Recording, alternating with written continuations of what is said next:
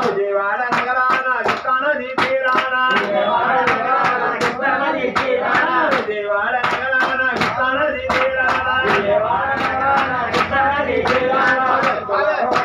కనకదుర్గమైనావు భక్తులను రక్షించగ కనకదుర్గమైనావు కొండపై కొలువు మాయమ్మ